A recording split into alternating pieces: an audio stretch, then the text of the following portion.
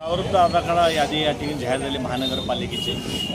आमचे बरेच लोक ते याद्या घेतलेल्या आहेत, त्या याद्यामध्ये मोठ्या प्रमाणात घोळ आहे। त्याकरता आम्ही सगळेच आता काँग्रेस पक्षाच्या वतीने त्यांना विनंती केली की ते तुम्ही तारीख दिले ते तारीख कमी आहे, जे 7 दिवसाच्या आत ह्या हरकती निवडणूक कार्यालयाकडे आपल्याला द्यायचे आहे। तर आता आम्ही निवडणूक कार्यालयामध्ये जाऊन सगळे भेटले की तो वेळ दिला आहे, टाईम दिलेला आहे, तो कमी आहे, आम्हाला त्या ठिकाणी टाईम वाढून पाहिजे।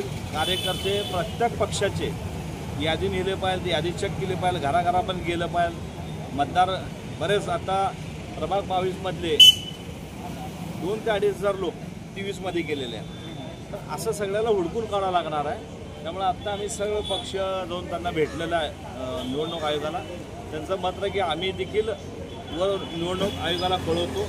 मी वैयक्तिक काँग्रेस पक्षाचे अध्यक्ष म्हणून निवडणूक आयोगाला फॅक्स करणार आहे की आणि महापालिकेच्या आयुक्ताला देखील परत देणार आहे की तुम्ही टाईम बॉम्ब दिला तो टाईम बॉम्ब आम्हाला वाढून दिला पाहिजे, अशी सगळ्यांची मागणी राहणार आहे। दुबार मतदार पण आहेत, मग दुबार मतदार आहे, दुबार मतदार ठीक आहे, काही ठिकाणी त्याला डिलीट केलेला आहे, पण प्रभागातले 2,000 3,000 जर नावं तिकडे गेले असेल तर ती नावं इकडे समावेश करावं लागणार आहे। त्याची मतदार यादी, त्याचा अनुक्रमांक, पान नंबर हे सगळं त्यांना झेरॉक्स करून द्यावं लागणार आहे।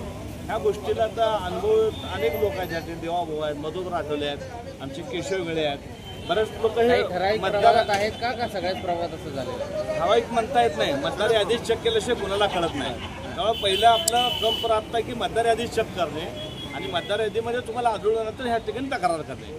हा वेळ कमी पडत असल्यामुळे निवडणूक आयोगाकडे आम्हाला मागणी आहे की आम्हाला मुदतवाढ मिळावी।